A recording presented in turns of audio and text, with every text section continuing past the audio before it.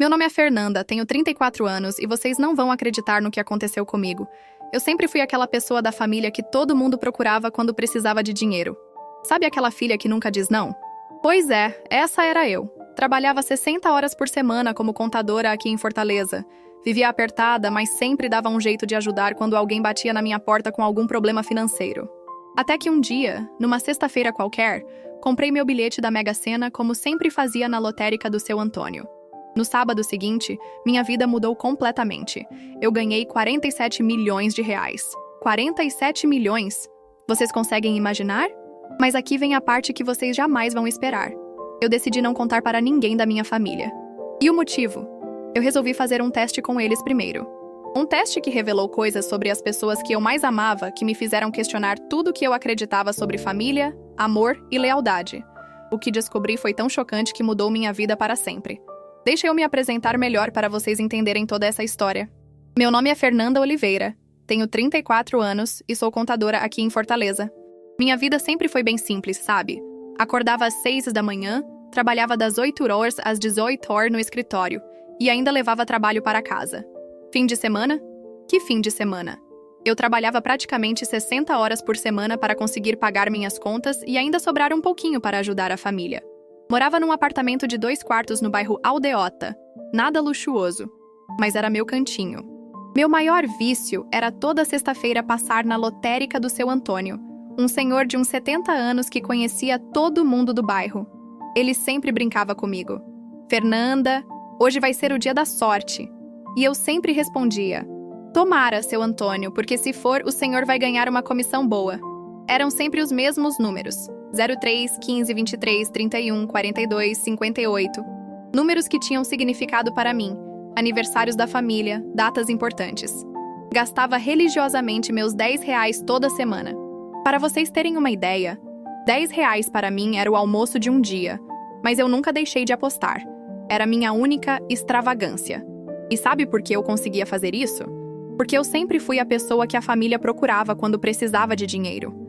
Desde os 18 anos, quando comecei a trabalhar, eu era a salvadora oficial da família. Problema financeiro? Liga para a Fernanda, emergência, a Fernanda resolve.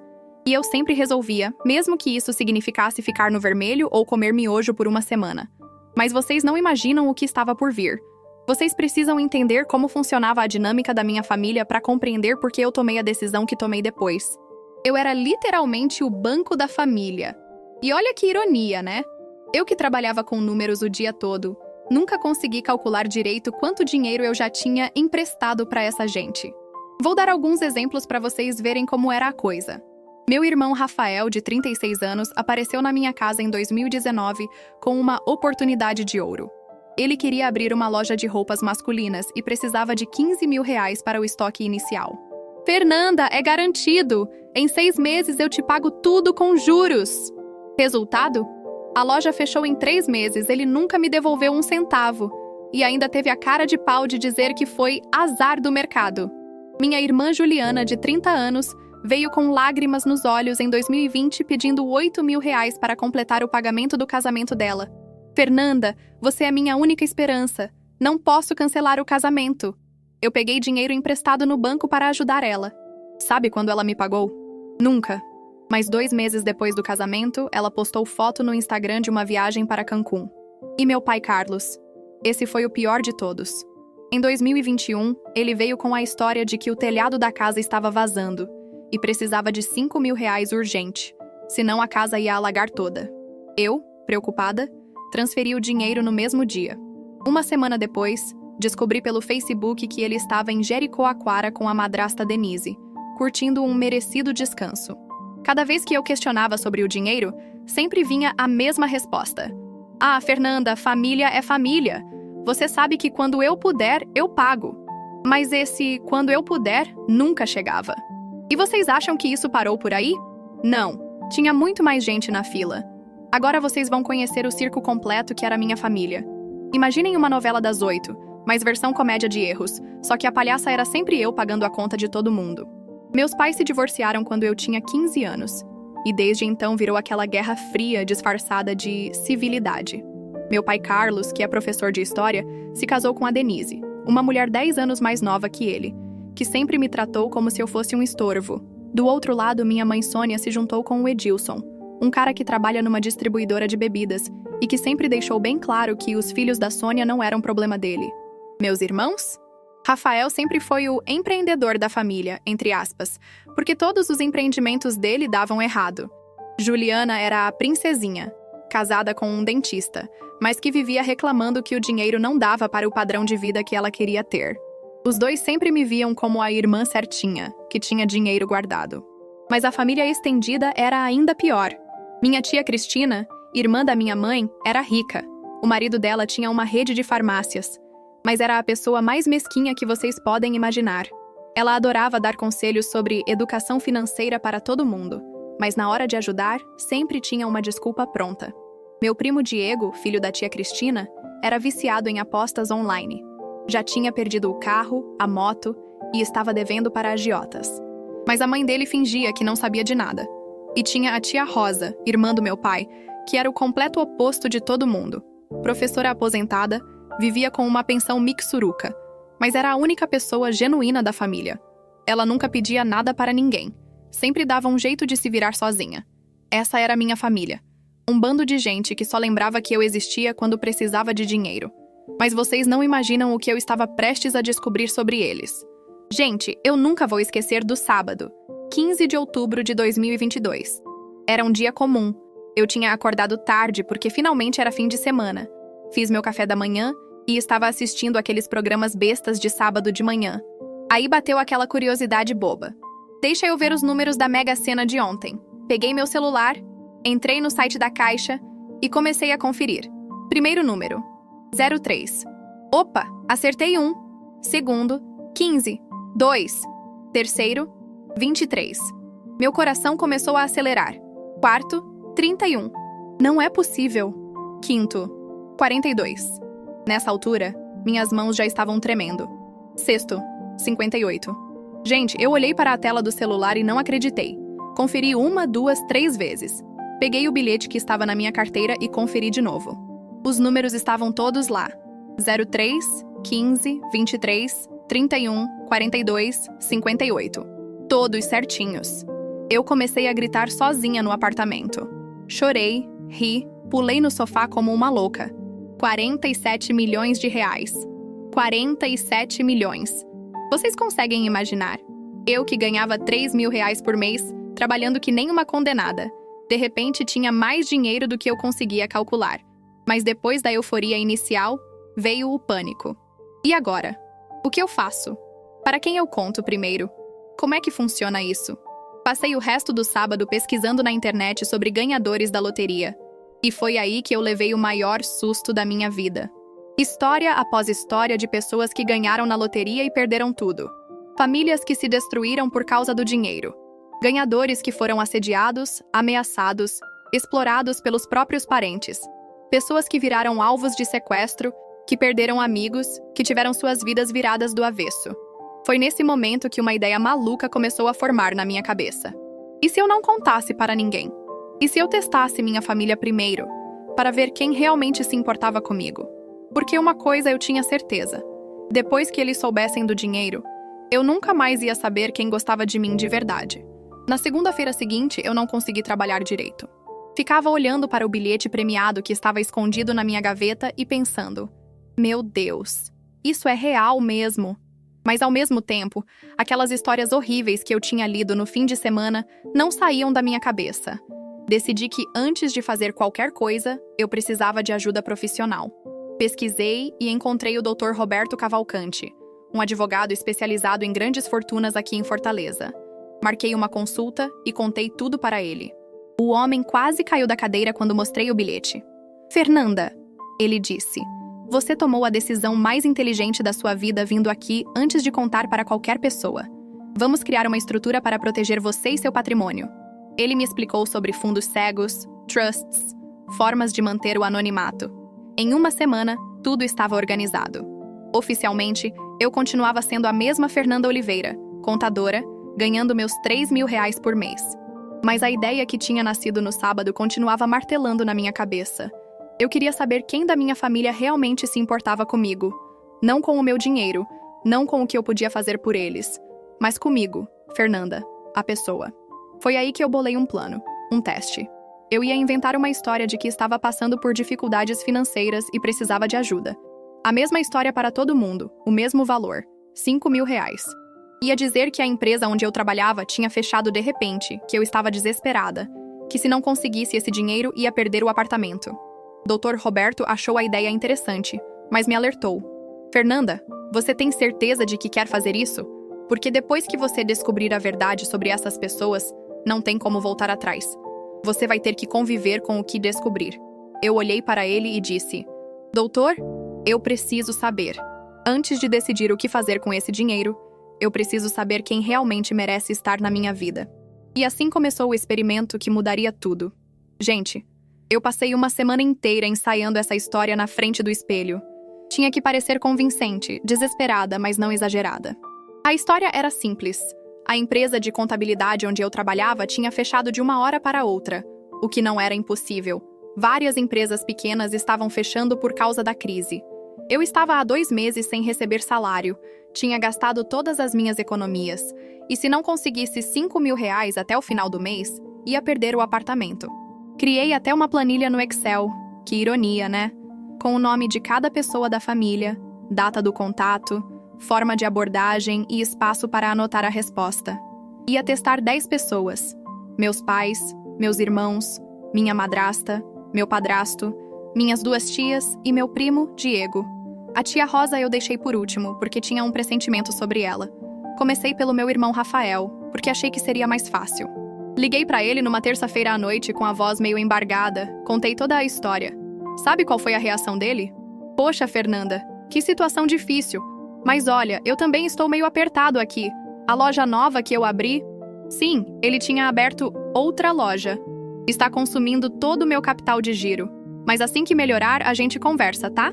Anotei na planilha. Desculpa esfarrapada, não ofereceu ajuda. No dia seguinte foi a vez da Juliana. Chorei no telefone. Contei que estava desesperada, que não sabia mais o que fazer. A resposta dela? Ai, Fernanda, que situação horrível! Mas olha, não é um bom momento aqui em casa, não. A gente acabou de comprar um Corolla novo.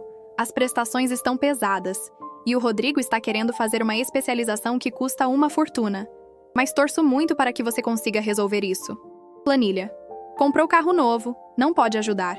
Cada ligação era uma punhalada no peito. Mas eu continuei, porque precisava saber a verdade sobre cada um deles. E vocês não imaginam o que ainda estava por vir? Gente, conforme eu ia fazendo essas ligações, eu sentia como se estivesse assistindo minha família desmoronar diante dos meus olhos. Cada conversa era pior que a anterior, e eu ia anotando tudo na minha planilha maldita. Minha mãe Sônia foi a terceira. Quando contei a situação, ela suspirou fundo e disse: Filha, você sabe que eu te amo muito, mas o Edilson não vai aceitar emprestar esse dinheiro. Ele já reclama que eu gasto demais. Imagina se eu chegar pedindo R$ 5.000 para você. Ele vai dizer que cada um tem que se virar sozinho. Mas eu vou conversar com suas tias. Quem sabe elas podem te ajudar. Planilha. Marido não deixa. Passou a responsabilidade para outros. Meu pai Carlos foi ainda pior. Ele me deu um sermão de 20 minutos sobre responsabilidade financeira. Fernanda, eu sempre te falei para guardar dinheiro para emergências. Você não pode viver só para o trabalho e não pensar no futuro. Essa situação é uma lição de vida. Infelizmente não posso te ajudar porque o dinheiro que eu tenho está investido em CDB. E se eu sacar agora, vou perder o rendimento. Planilha. Sermão sobre responsabilidade, dinheiro investido. A madrasta. Denise nem disfarçou. Fernanda, você é uma moça inteligente e vai dar um jeito. Nós também temos nossas responsabilidades financeiras. Fim da conversa. O padrasto Edilson foi direto. Cada um por si, Fernanda. Eu não me meto na vida financeira de ninguém e não espero que ninguém se meta na minha. Minha tia Cristina, a rica da família, foi a que mais me revoltou. Ela disse: Fernanda, você sempre foi muito gastadeira. Sempre vi você comprando roupas, saindo para comer fora. Agora está aí o resultado. Essa crise financeira vai te ensinar a valorizar o dinheiro. Não posso te dar esse peixe, mas posso te ensinar a pescar. Quer que eu te indique uns cursos de educação financeira? Primo Diego nem respondeu minhas mensagens. Simplesmente me deixou no vácuo. Eu estava arrasada. 8 pessoas da minha família e todas me viraram as costas. Todas tinham desculpas prontas, julgamentos, lições de moral. mas nenhuma ofereceu ajuda real. Restavam 2 pessoas, a tia Rosa e...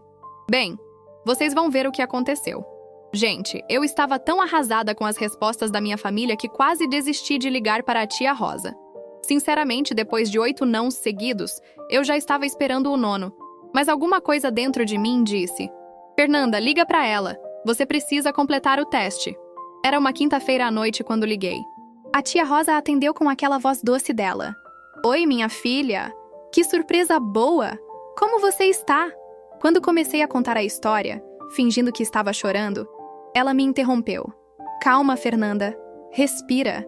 Conta tudo direitinho para a tia. Contei toda a história inventada. A empresa que fechou, os 2 meses sem salário, o desespero de perder o apartamento. Quando terminei, ficou um silêncio do outro lado da linha. Pensei, pronto, mais uma que vai me dar uma desculpa. Mas aí ela disse, Fernanda, eu tenho 3.000 reais guardados na poupança. Não é os 5.000 que você precisa, mas é o que eu posso te dar agora. E olha, se você quiser, vem morar aqui comigo até conseguir se reerguer. A casa é pequena, mas tem espaço para você. Família é para essas horas, minha filha. Gente, eu comecei a chorar de verdade. Não era mais fingimento. Era emoção pura. Aquela senhora de 68 anos que vivia com uma pensão de professora de menos de 2.000 reais estava oferecendo praticamente todas as economias dela para me ajudar. Tia, eu não posso aceitar seu dinheiro, eu disse ainda chorando. Claro que pode. Para que serve família se não for para se ajudar? Amanhã mesmo eu vou ao banco e faço a transferência. E não quero nem ouvir falar em pagar de volta. Quando você se estabilizar, você me ajuda com alguma coisinha. Mas isso aí é presente. Depois que desliguei, fiquei 2 horas chorando no sofá. Não era possível que a única pessoa da família que realmente se importava comigo era justamente a que tinha menos condições de ajudar. No dia seguinte, descobri uma coisa que me partiu o coração ainda mais. No dia seguinte, eu não consegui me concentrar em nada. Ficava pensando na tia Rosa, naqueles 3.000 reais que ela tinha oferecido sem pestanejar. Resolvi fazer uma coisa que não tinha planejado. Investigar um pouco mais sobre a situação financeira dela. Liguei para uma prima distante, a Carla, que morava no mesmo bairro da tia Rosa. Carla, como está a tia Rosa? Faz tempo que não vejo ela. A resposta me deixou em choque. Ah, Fernanda, ela está meio apertada, viu? Descobriu que tem diabetes há uns 6 meses, os remédios são caros e a pensão mal dá para as contas básicas. Outro dia ela me disse que estava comendo só arroz e feijão para economizar. Mas você conhece ela, né? Nunca reclama de nada. Gente, eu desabei. A mulher estava comendo arroz e feijão para economizar, gastando uma fortuna com remédio para diabetes. E mesmo assim tinha oferecido suas únicas economias para me ajudar. Naquele momento, eu soube que não podia mais manter essa farsa com ela. Na sexta-feira, fui até a casa da tia Rosa. Ela morava numa casinha simples no bairro Montese, mas sempre muito limpa e organizada. Quando ela abriu a porta, me recebeu com o maior sorriso do mundo. Fernanda, que bom que você veio. Entra, filha. Sentamos na salinha dela, tomamos um cafezinho e eu disse: Tia, eu preciso te contar uma coisa muito importante. Mas antes, quero que a senhora saiba que eu amo muito a senhora. Contei tudo. O prêmio da loteria, o teste que fiz com a família, como todo mundo me virou as costas, e como só ela tinha oferecido ajuda de verdade. A tia Rosa ficou me olhando com aqueles olhinhos brilhando, e quando terminei de falar, ela disse: Fernanda, eu sempre soube que você era especial. E não é por causa desse dinheiro, não. É porque você tem um coração bom. Mas me conta uma coisa. O que você vai fazer agora? Tia, eu quero dividir tudo isso com a senhora. A senhora é a única família de verdade que eu tenho. Ela pegou na minha mão e disse: Minha filha, eu não preciso de dinheiro, eu preciso de você. Mas agora me promete uma coisa. Não conte para mais ninguém da família sobre esse prêmio. Pelo menos não ainda. E foi aí que começamos a planejar juntas o que fazer com o resto da família. Vocês não imaginam a conversa que eu e a tia Rosa tivemos naquela tarde. Ela, que sempre foi a mais sábia da família, me deu um conselho que mudou tudo. Fernanda, vingança não é sobre machucar os outros. É sobre mostrar para eles quem eles realmente são. Decidimos criar um plano. Não ia ser nada cruel ou maldoso, mas ia ser educativo. A tia Rosa sugeriu: que tal se você aparecesse na reunião de família do Natal com uma novidade? Sem contar sobre o prêmio, claro, mas mostrando que sua vida mudou. Passamos os 2 meses seguintes planejando tudo nos mínimos detalhes. Primeiro, resolvi minha situação financeira inventada. Liguei para todo mundo contando que tinha conseguido um emprego incrível numa empresa multinacional, que estava ganhando muito bem e que tudo tinha se resolvido.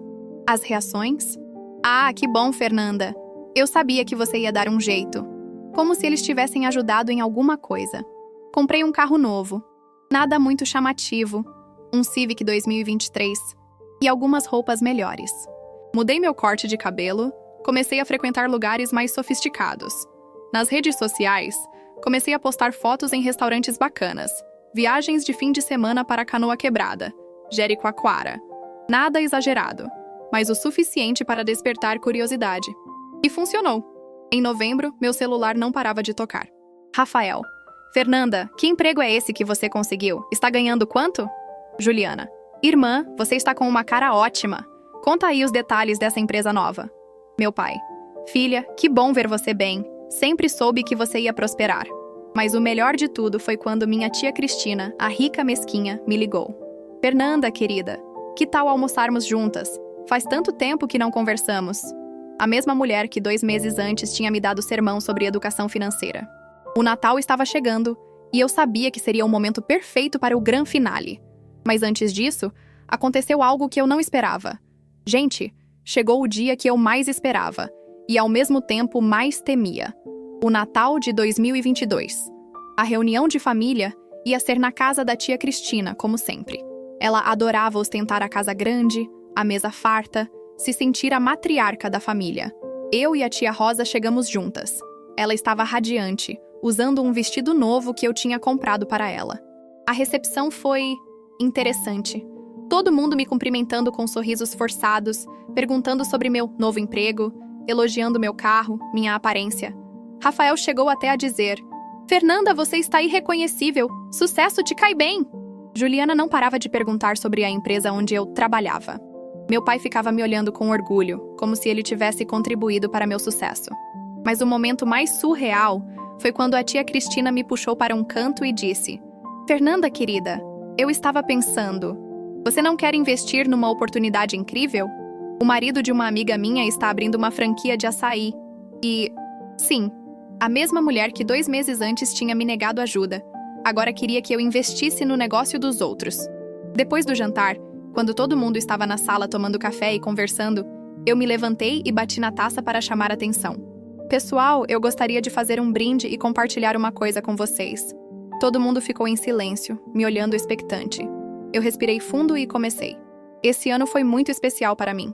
Aprendi muito sobre família, sobre quem realmente se importa comigo, sobre o valor das pessoas. Pausa dramática. Em outubro, eu ganhei na Mega Sena, 47 milhões de reais. O silêncio foi ensurdecedor. Vocês podiam ouvir uma agulha cair no chão. As expressões foram mudando aos poucos.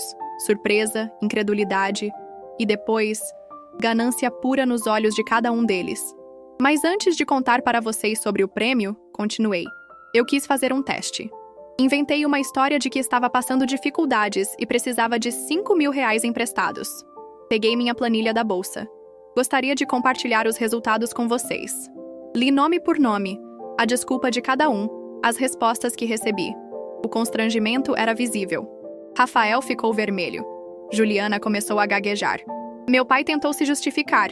A tia Cristina ficou branca como papel. A única pessoa, eu disse olhando para a tia Rosa, que ofereceu ajuda real foi a tia Rosa. Ela, que vive com uma pensão de menos de 2 mil reais, ofereceu 3 mil reais das economias dela. Sem pestanejar. Sem julgamentos. Sem condições. Aí veio o bombardeio de desculpas. Fernanda, você não entende. Eu ia te ajudar. Mas, filha, se eu soubesse que era só um teste, você deveria ter insistido mais. Eu levantei a mão pedindo silêncio. Não quero ouvir justificativas. Quero que vocês entendam uma coisa. Dinheiro não muda quem vocês são, apenas revela. E vocês se revelaram. Peguei a mão da tia Rosa e disse: Tia Rosa, a senhora quer vir morar comigo? Comprei uma casa linda em Aldeota. Tem um quarto perfeito para a senhora com vista para o mar.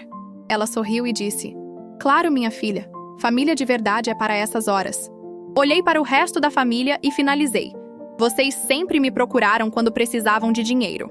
Agora que eu tenho, não me procurem mais. Aprendi que família não é quem divide o mesmo sangue, é quem divide o mesmo coração. Saímos de mãos dadas, eu e a tia Rosa, deixando para trás uma sala cheia de gente com a cara no chão. Hoje, 2 anos depois, moro numa casa linda com a tia Rosa. Ela cuida do jardim, eu cuido dela. Criamos uma fundação para ajudar professores aposentados em situação de vulnerabilidade. Viajamos juntas, rimos juntas, somos felizes juntas. Alguns da família tentaram se reaproximar, mas eu aprendi que segunda chance só se dá para quem merece primeira chance. A tia Rosa sempre diz: Fernanda, não guarde rancor, apenas guarde distância. E é exatamente isso que eu faço. Porque descobri que a maior riqueza da vida não são os 47 milhões que ganhei na loteria. É ter ao meu lado alguém que me amaria mesmo se eu não tivesse nem 47 centavos no bolso.